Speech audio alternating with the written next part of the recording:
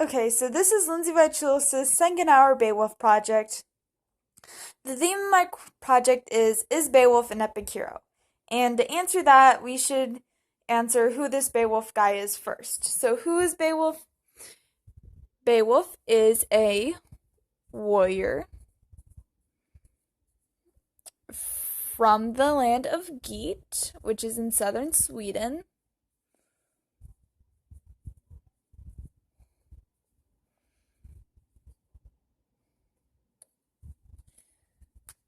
And Beowulf is a highborn person. Highborn or noble person.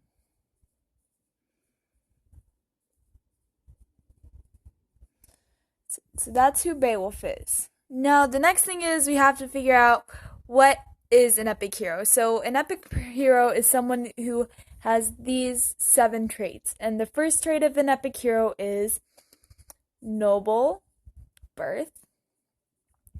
An example of noble birth would be Luke Skywalker. They may not know it to begin with, but eventually in the story we discover that, hey, this guy's got some pretty good blood in him.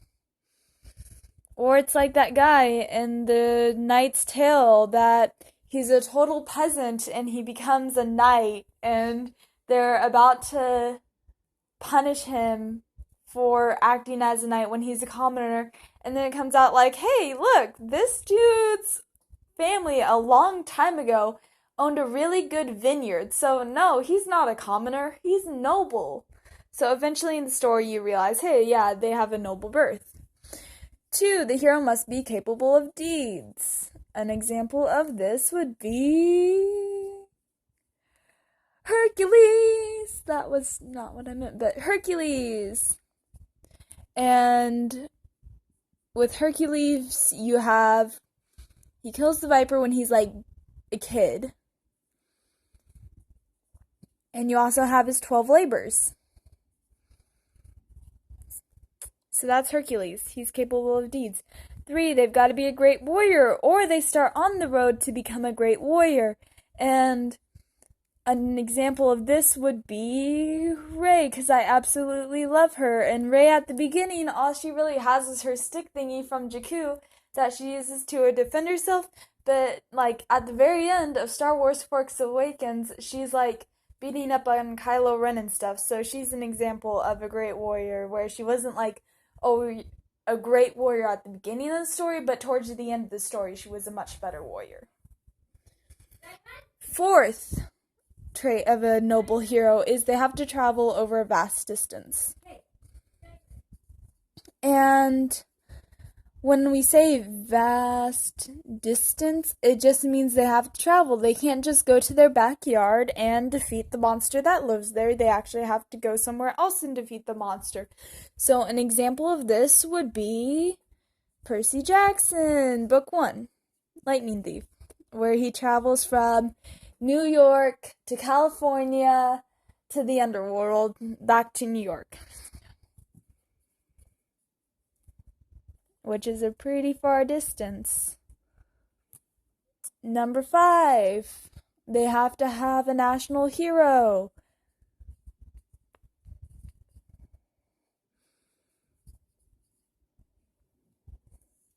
And an example of a national hero would be Hercules, because, like, he was he was a huge myth, and, like, everyone loved him back in ancient Greece, and they loved him so much, not only was he a hero in Greece, but he went over to become a hero in Rome. But another example of that would be Achilles, the hero Achilles, who fought in the Trojan War, and they celebrate him all through the Roman Empire. So, Achilles, he was super cool to the Greece people, and then Roman people too. They had him on their dinner plates. 6, they have to have humility. I think Percy Jackson's my favorite example of having humility, because he ends up getting asked, like, hey, dude, you want to be a god? And he's like, no thanks. I want to still be human so I can hang out with my girlfriend, Annabeth. And I thought that was super cute. 7, supernatural, not the show. They have to have a supernatural foe or help. But the people from Supernatural, Sam and Dean, work as a great example because they have foes that are supernatural. Foes that are supernatural like demons, ghosts, and zombies.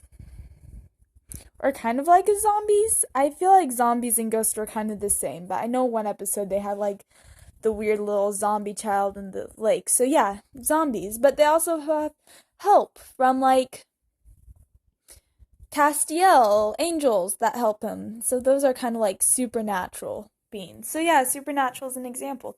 So those are like the examples of like epic hero traits and stuff. And all those examples are epic heroes. Even Percy Jackson. And so 7, the next thing is, how is Beowulf an epic hero?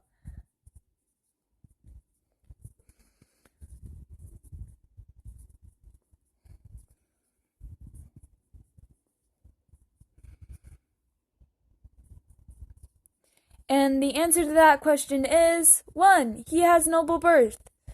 Line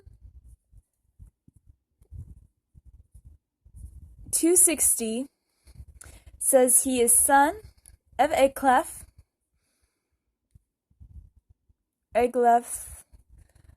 and line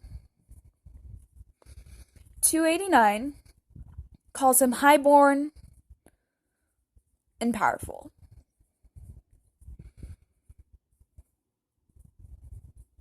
So boom, right there, we automatically know. Oh, look, Beowulf's a spoiled. Well, he's not spoiled, but yeah, no, Beowulf is highborn and stuff. Number 2, capable of deeds.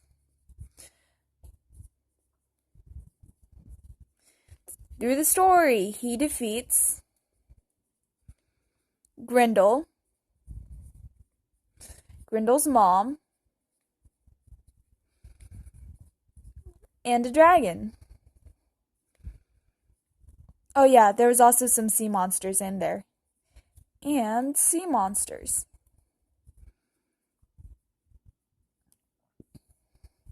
3, he's a great warrior.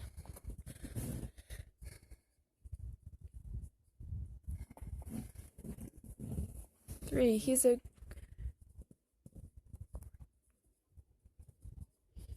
And we know he's a great warrior because at about line 280 something, I think it's 286, it calls him a warrior.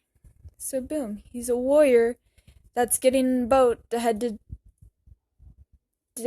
Denmark, but it's not like Denmark, it's the land of the Danes that he's headed to. So they call him a warrior. Number 4, travels a great distance. And we know he travels a great distance because, again, at a line about 286 to 290, it talks about him getting on a boat. He's the captain of the boat, headed to the Danes.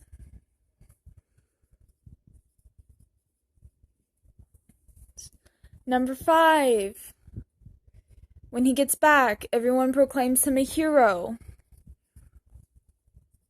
And they call him a great warrior. At line 6, a good example of this is goes for a swim with his friend Bertha.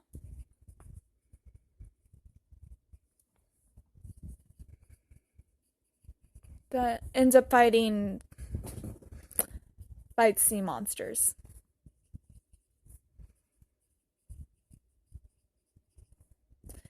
And then number 7, supernatural. Okay, there's sea monsters, demons, the demon's mom, and dragons. All that stuff is supernatural. Yeah, supernatural foes. So bam, yeah, he faced supernatural stuff. So yeah, in conclusion, Beowulf hits every mark to be an epic hero.